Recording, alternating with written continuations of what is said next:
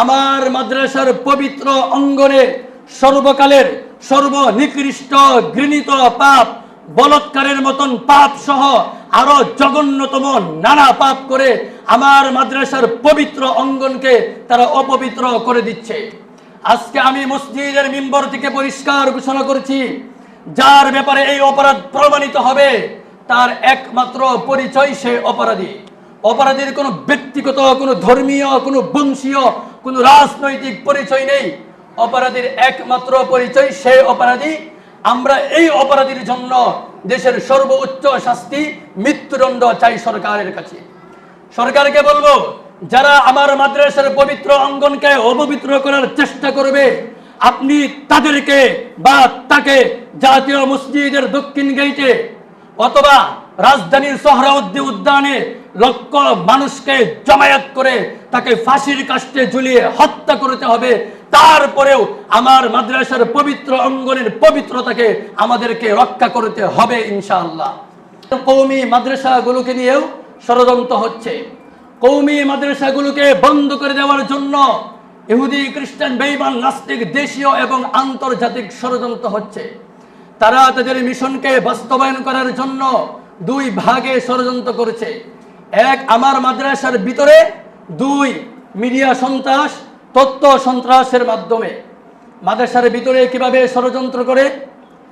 কিছু ইসলাম বিদ্বেষী লোক, যে মাথার তালু থেকে পায়ের তালা পর্যন্ত ইসলাম বিদ্বেষী, ইসলামকে লালন করে না, ধারণ করে না, এরকম কিছু লোককে আলেমের পোশাক, জুব্বা, পাঞ্জাবি, পাগড়ি, টুপি পরিয়ে তাদেরকে মসজিদ মাদ্রাসায় নিয়োগ দিচ্ছে। ওই লেবাসধারী আলেমেরা ইহুদি, খ্রিস্টান, বেঈমান, নাস্তিকদের মিশনকে বাস্তবায়ন করার জন্য আমার মাদ্রাসার পবিত্র অঙ্গনে সর্বকালের সর্বনিকৃষ্ট ঘৃণিত পাপ, বলৎকারের মতন পাপ সহ আরো জঘন্যতম নানা পাপ করে আমার মাদ্রাসার পবিত্র অঙ্গনকে তারা অপবিত্র করে দিচ্ছে।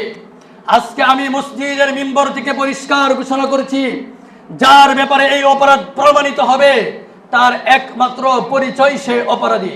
অপরাধীর কোনো ব্যক্তিগত, কোনো ধর্মীয়, কোনো বংশীয়, কোনো রাজনৈতিক পরিচয় নেই।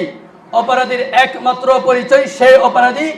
আমরা এই অপরাধীর জন্য দেশের সর্বোচ্চ শাস্তি মৃত্যুদণ্ড চাই সরকারের কাছে।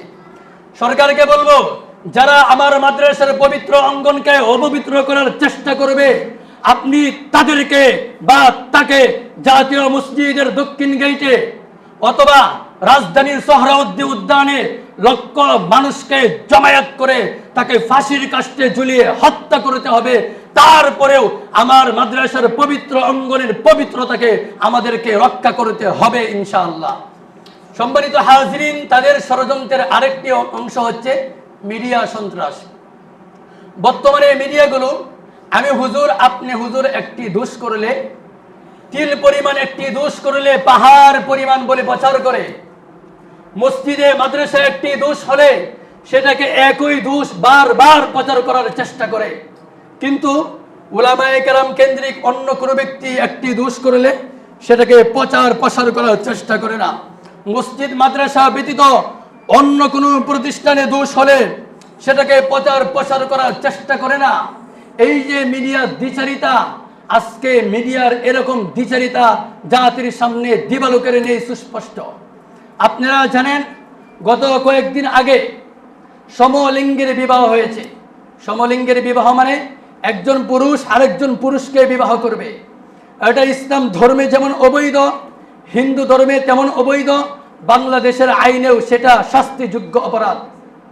এই সমস্ত ধর্মীয় বিষয়কে বিদ্যা আঙ্গুলি প্রদর্শন করে, ধর্মের বিষয়কে বিদ্যা আঙ্গুলি প্রদর্শন করে, রাষ্ট্রের আইনকে বিদ্যা আঙ্গুলি প্রদর্শন করে হিন্দুদের ঐতিহ্যবাহী মন্দির ঢাকেশ্বরী মন্দির, যেটা ঢাকা শহরে অবস্থিত, এই ঐতিহ্যবাহী মন্দিরে, ঢাকেশ্বরী মন্দিরে সমলিঙ্গের বিবাহ হয়েছে। অথচ এই ব্যাপারে কোনো সাংবাদিক নিউজ করে নাই, কোনো মিডিয়া এই ব্যাপারে সংবাদ প্রচার করে নাই, কোনো টকশোতে এই ব্যাপারে আলোচনা হয় না। এই যে মিডিয়ার দ্বিচারিতা, আমরা একটি দোষ করলে তিল পরিমাণ দোষ পাহাড় পরিমাণ বলে প্রচার করে, তারা একটি দোষ করলে সেটাকে গোপন রাখার চেষ্টা করে। এই যে মিডিয়ার দ্বিচারিতা, বাংলাদেশের মানুষ মিডিয়ার কাছ থেকে এরকম দ্বিচারিতাপূর্ণ আচরণ কোনোদিন প্রত্যাশা করে না। মিডিয়া হচ্ছে জাতির বিবেক, যেই জাতির বিবেকের মধ্যে পছন্দ ধরে যাবে ওই জাতি কোনোদিন সফল হবে না, সফল হতে পারে না।